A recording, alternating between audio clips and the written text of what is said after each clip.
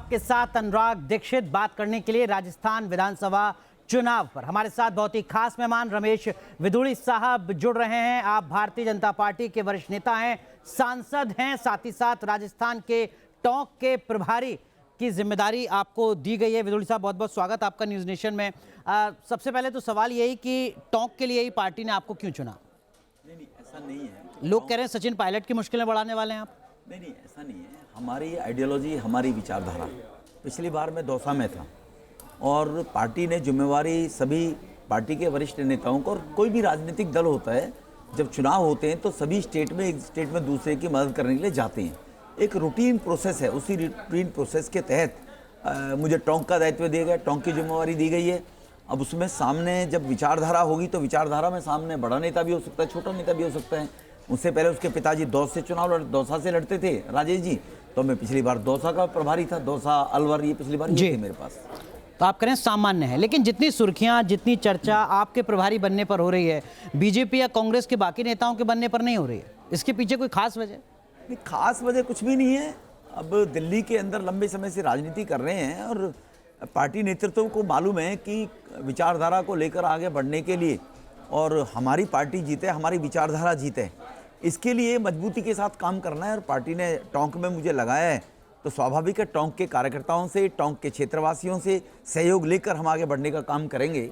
जी, 2018 का जो राजस्थान का विधानसभा चुनाव था वो गुर्जर समुदाय के लिए बहुत ज़्यादा पक्षकार नहीं था, खासकर भारतीय जनता पार्टी के लिहाज से। एक भी गुर्जर समुदाय का बीजेपी एमएलए नहीं चुना गया था। इस बार आपको लगता है आपके ऊपर दबाव कहीं ज़्यादा होगा, चुनौती कहीं ज़्यादा होगी, अपनी कम्युनिटी की हिस्सेदारी, जिसकी आबादी लगभग 5 से 7% है राजस्थान में, उसकी झलक राजस्थान के विधानसभा में भी दिखे? नहीं अनुराग जी, पिछली बार कांग्रेस ने गुर्जर समाज को डिच किया, धोखा देकर वोट ले लिया। सचिन पायलट जी वहाँ पार्टी के अध्यक्ष थे और जनरल मैसेज ये था कि कमिंग डेज में शायद सचिन पायलट मुख्यमंत्री बनेगा। और गुर्जर कम्युनिटी का वोट मध्य प्रदेश में भी है, उत्तर 9 देश के 9 राज्यों में है जी। तो अभी तक कोई मुख्यमंत्री नहीं बन पाया, मंत्री बन पाया। तो गुर्जर की एक एक्सपेक्टेशंस थी कि शायद सचिन पायलट मुख्यमंत्री बनेगा, इसलिए एंटायर गुर्जर बगैर किसी भेदभाव के, और वो सचिन पायलट के साथ चले गए थे, कांग्रेस के साथ नहीं गए थे। गुर्जर ट्रेडिशनली 25-30 साल से, अगर मैं 30 साल पहले जाऊं तो मैं नहीं कह सकता कांग्रेस के साथ सभी जाट भी गुर्जर भी रहे, लेकिन 25 साल से गुर्जर राजस्थान में बीजेपी के साथ रहा है। लेकिन पिछले चुनाव में वो कांग्रेस ने ठग लिया और ठगने के बाद फिर सचिन पायलट को मुख्यमंत्री नहीं बनाया, उससे अब गुर्जर आहत है। अब गुर्जर किसी भी सूरत में कांग्रेस को वोट नहीं डालेगा। गुर्जर समझ गया है कि उनके साथ धोखा हुआ, जैसे देश के साथ कांग्रेस ने धोखा दिया 70 साल में, इसी प्रकार से गुर्जर कम्युनिटी के साथ भी कांग्रेस ने धोखा किया है।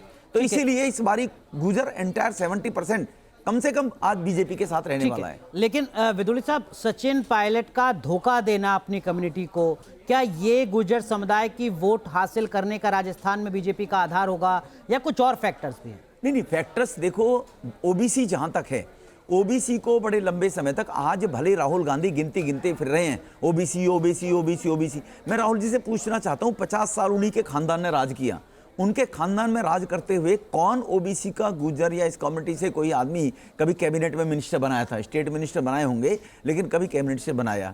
इससे पहले कभी जिसकी हिस्सेदारी उतनी भागीदारी होनी चाहिए, तो ये भागीदारी कांग्रेस के टाइम में कहाँ रही थी? और अगर आप दिल्ली को ले लीजिए, दिल्ली देश की राजधानी है। दिल्ली देश की राजधानी होने के नाते से 2009 में सबसे पहले किसी गुर्जर को, ओबीसी समाज के व्यक्ति को लोकसभा का चुनाव लड़ाया तो भारतीय जनता पार्टी ने लड़ाया है, किसी भी कांग्रेस ने कभी लड़ाया नहीं। बीजेपी ने लड़ाया तो पहली बार 9 में लड़ाया, कॉन्टिन्यूस वहाँ से मुझे लड़ाया था। पार्टी का जनरल सेक्रेटरी, पार्टी का उपाध्यक्ष, 20 साल से पार्टी के पदों पर। तो जो सबका साथ सबका विकास मोदी साहब ने कहा है, उसके तहत सभी को सभी की हिस्सेदारी और भागीदारी मिले। आज कैबिनेट के अंदर जो मिनिस्टर हैं वो सबसे ज़्यादा हैं कैबिनेट के अंदर, वो ओबीसी समाज के हैं। महिलाओं को भागीदारी दी तो ओबीसी समाज को भी उसी हिसाब से भागीदारी दी है। ठीक है, लेकिन राहुल गांधी तो कह रहे हैं कि ओबीसी को उतनी हिस्सेदारी दे ही नहीं रही है बीजेपी जितनी देनी चाहिए। अभी आप संसद में मौजूद थे, महिला आरक्षण बिल पर उन्होंने अपनी बात की, उन्होंने कहा कि महिलाओं को भी इस महिलाओं के बिल में भी ओबीसी का आरक्षण जोड़ दीजिए। आपने क्यों नहीं जोड़ा? राहुल जी से को पूछे। आप लोगों ने अब मजबूरी में, महिलाओं के दबाव में आकर, मजबूरी में आप लोगों ने महिला बिल का समर्थन किया है। मजबूरी के अंदर कोई राजी खुशी नहीं की है कि उन्होंने राजी खुशी समर्थन महिला आरक्षण कर दिया है। पिछले 10 साल में आपने आरक्षण को क्यों नहीं लेकर आए? महिला आरक्षण को 9 साल आप सत्ता में रहे, आप राज्यसभा में लाने के बाद और फिर वो लोकसभा में लटकाए रखा गया, टाइमर ही खत्म हो गया, वो बिल भी लैप्स हो गया। क्यों नहीं लाए भैया? तो इसीलिए खुद करोगे नहीं और दूसरे से वो एक्सपेक्ट करोगे कि जो तुमने सपने में नहीं सोच सकते। तो मोदी साहब ने आज महिलाओं को उनका हक मिलना चाहिए। 12 करोड़ उज्ज्वला, 9 करोड़ उज्ज्वला योजना से गैस कनेक्शन देना महिलाओं का सम्मान है।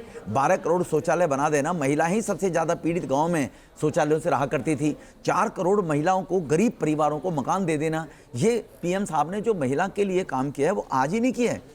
गुजरात के अंदर जब वो मुख्यमंत्री थे तब महिला सशक्तिकरण के जो डिसीजन पीएम साहब ने लिए हैं कि आधे भागीदारी है और महिला सशक्त होगी तो परिवार सशक्त होगा, ये पीएम साहब मानते हैं। ठीक है, लेकिन रमेश विदुड़ी साहब, आप राजस्थान में ओबीसी मतदाताओं को कैसे साधेंगे? राजस्थान वो सूबा है जहां पर 40 से 50% ओबीसी वोटर हैं। इस तरीके के आंकड़े लगातार सामने आ रहे हैं। देखो, ओबीसी समाज को अगर मैं लूँ तो 1955 से ये ओबीसी समाज मांग कर रहा था हमें कॉन्स्टिट्यूशनल राइट मिलना चाहिए। एससी समाज को है, एसटी समाज को है, माइनॉरिटी समाज को है, तो ओबीसी को क्यों नहीं है?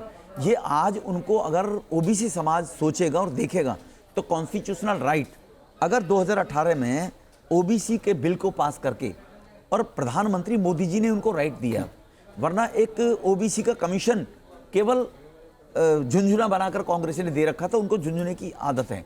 तो आज कॉन्स्टिट्यूशनल राइट अगर 27% ओबीसी 1993 से लागू होते थे तो आज किसी भी डिपार्टमेंट में, किसी विभाग में चले जाइए, कहीं बैकलॉग नहीं है।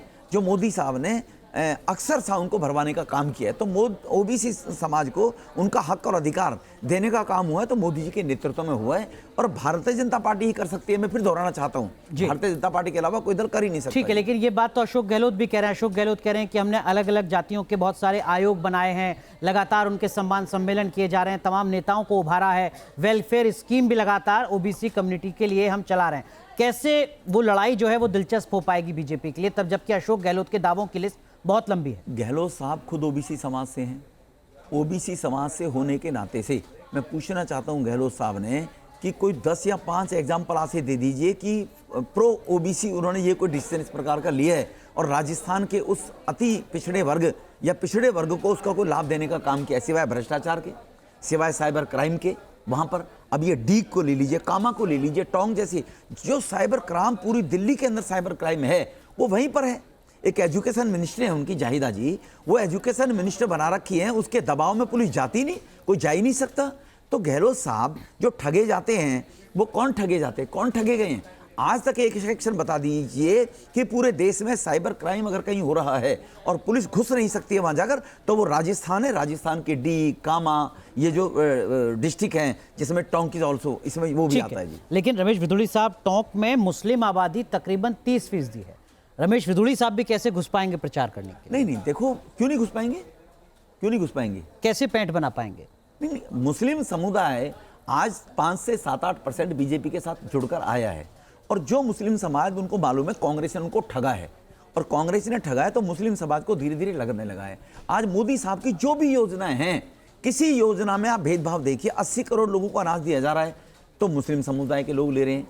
अगर स्वनिधि योजना से रेहड़ी पटरी वालों को लोन दिया जा रहा है तो मुस्लिम समुदाय के लोग उसको बराबर ले रहे। अगर घर देने का काम हुआ है तो उनको हुआ है, अगर मकान उज्ज्वला योजना से गैस कनेक्शन देने का काम हुआ है तो मुस्लिम समुदाय को लोगों को मिला है, और अगर टॉयलेट बनाने का घरों में काम हुआ है तो मुस्लिम समुदाय को हुआ है। तो मुस्लिम समुदाय की भागीदारी के बारे में भारतीय जनता पार्टी ने जो केंद्र से मोदी साहब ने निर्णय लिया है वो आज तक किसी सरकार ने ले लिया है। कहना अलग होता है लेकिन देना अलग है, तो बराबर की भागीदारी लगता है कि मुस्लिमों के लिए भी या पूरे देश के लिए जो योजनाएं केंद्र सरकार की तरफ से चलाई जा रही हैं, उन तमाम योजनाओं की लिस्ट लेकर रमेश विदुड़ी साहब जब पहुंचेंगे टोंक में और अल्पसंख्यकों से, मुसलमानों से भी बात करेंगे, समझाएंगे, तो वो कन्विंस होंगे, वो झुकेंगे बीजेपी की तरफ? 200% जी। देखो, मुस्लिम समुदाय में चंद लोग हैं जिनके अपने हित हैं, जिनके कारण से मुस्लिम समुदाय देश में बदनाम होता है। उनके अपने हित हैं, वो राजनीति करना चाहते हैं। ओवैसी जैसे लोग हैं, उनके कारण से उनकी राजनीति चलती है।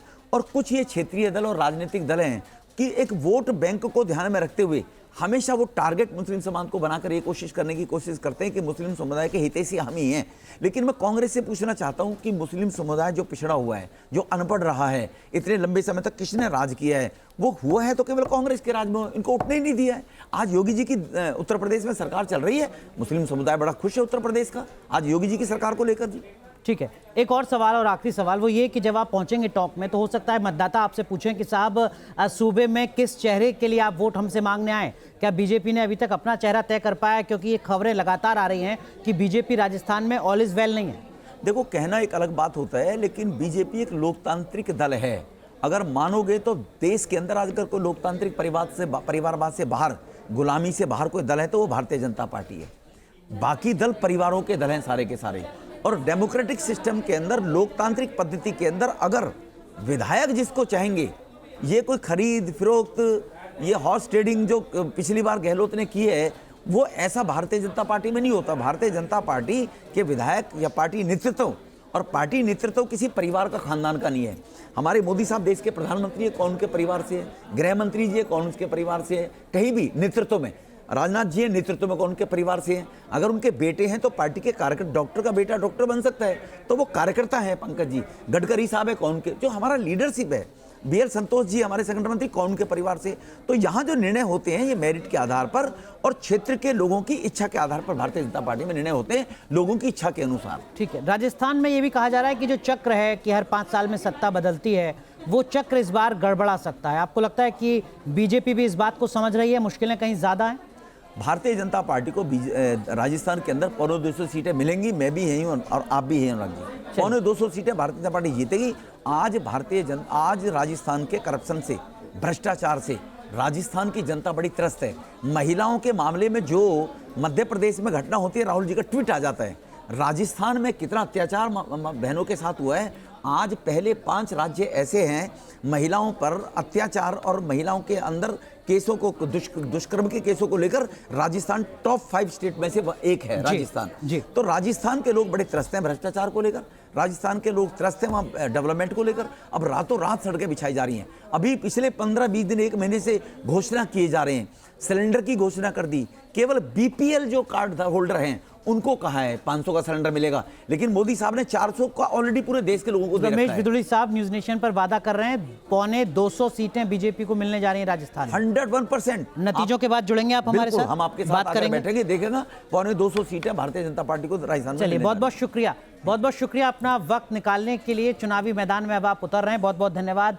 तो रमेश बिधूड़ी साहब को आपने सुना, भारतीय जनता पार्टी के नेता जो राजस्थान को लेकर बड़ा दावा कर रहे हैं। इंतजार चुनाव के नतीजों का।